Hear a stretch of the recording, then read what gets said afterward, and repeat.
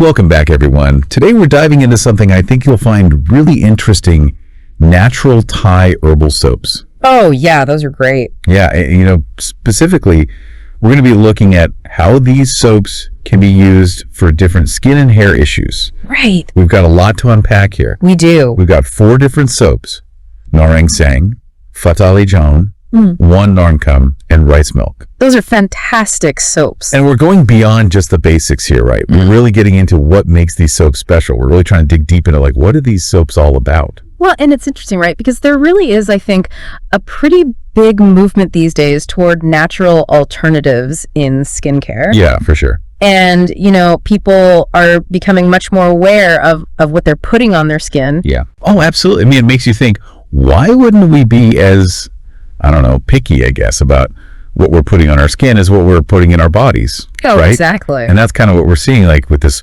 whole natural skincare movement. It's like we're starting to think about those things more and more. And it's interesting because a lot of times what pushes people towards those natural options are some of the downsides of, more mainstream products. Yeah. And the stuff we're looking at today actually talks about that. Yeah. Like, what are some of the potential downsides? Right. And so, you look at the ingredient list of something and you're like, I can't even pronounce half of these things. Right. Exactly. And who knows what it's doing to your skin long term, Totally. And I think that's what's drawing a lot of people to these natural alternatives. But anyway, I think we should probably get into talking about these different soaps, right? Yes, let's do it. So first up, we've got Narng Sang. And what's interesting is that this soap has a long history of being used in Thailand as an antidote for bites and stings. Wow, that's interesting. So it must be pretty powerful stuff. Right. And yet gentle enough to use on your skin every day. That's really fascinating. I know. And it makes you wonder, like, what is it about those properties that can soothe a bite or a sting that can also benefit our skin in other ways? Well, and I think that's where you start to see, the connection between those traditional uses and what we're seeing now with people looking for more natural skincare solutions. It's that calming, that reducing inflammation, right? Like the things that help with bites and stings can also help with redness, irritation, sensitive skin. Exactly. And it just shows how powerful these natural ingredients can be. Yeah. So moving on, we have Fahtalaijon. And this one seems to be, like, really good for fungal issues.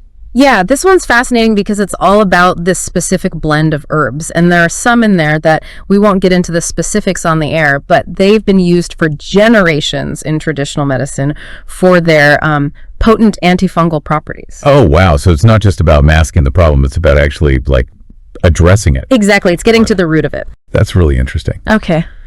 Next up, we have one Narng.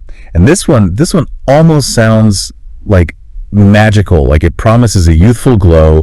The materials mentioned rejuvenating, repairing damaged skin, stimulating collagen, all that good stuff. Well, and a lot of that comes down to, like, the turmeric that's in it, right? Yeah, interesting. And specifically, this soap uses a type of wild turmeric. Oh, wow. And it's got a long history in skincare of being used for evening skin tone, reducing blemishes. It's got a lot of potential benefits. So there's actually some traditional backing to those claims. It's not just, hype. Right, exactly. Although I did see mention of it being used for skin tags. Yeah, and that's where it's important to be cautious.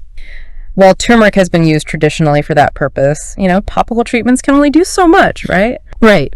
So it's not necessarily a guaranteed fix. Yeah. No, I think that's an important point to make. Like, you always want to be realistic about these things. Absolutely. And last but not least, we have the rice milk soap. And this one sounds like the ultimate in gentle skincare. Oh, yeah. Well, rice milk it's just naturally soothing. It's hydrating. Yeah. Perfect for sensitive skin. But what I think is so unique about this one is it's so versatile. I mean, they even talk about using it as an alternative to shaving cream, which, when you think about it... Oh, that's interesting. It's brilliant. Because rice milk is naturally hydrating, it can help prevent razor burn. That's a really good idea. Okay, so we've kind of gone through each of the soaps. Now, you had mentioned that there were some specific skin concerns that you were hoping to address. Yes. And we're talking acne, uneven skin tone. You mentioned freckles. And then we're also talking about, like, dermatitis, eczema, psoriasis, tinea, fungal infections. So a range. A whole range. Yeah. And then you also mentioned severe acne, uneven skin texture, pitting, scarring, skin tags. Yeah. Like the gamut, really. It's a lot. It is, but that's why we're here, Yes. right? And then, of course, sensitive skin. And we can't forget about needing a shaving cream alternative. Right. So the question is, which soap is right for which issue? Yeah, let's break it down. Let's get into it. Well, for a lot of what you're talking about, the source actually points to two of the soaps as being like the real stars. Oh, really? Yeah. So we're looking at Narng Sang and Fahtalaijon. Makes sense. Those were the ones that stood out to me, too, as we were going through it. Right. So Narng Sang, because of that wild turmeric, that's going to be your go-to for like acne, evening skin tone, even fading those post-acne marks. Oh, wow. So it's like a multitasker. Exactly. Yeah. And then Fahtalaijon, that one's great for bacterial and fungal issues, like you mentioned, tinea. So it's about choosing the right tool for the job. Yeah. Right, right. So it sounds like for sensitive skin and shaving, rice milk is still going to be the best bet. Absolutely. Yeah. Gentle, hydrating, and those nourishing oils are great for preventing razor burn. That makes sense. Ew. You know, one thing I was curious about, the source keeps calling these herbal cream bars instead of just soap. Is there actually a difference? That's a great question. And it's not just a marketing thing, it actually reflects how they're made. Yeah, so unlike commercial soaps, which use lye, these Thai herbal soaps are made by compressing herbs. Huh. So it's like a totally different process.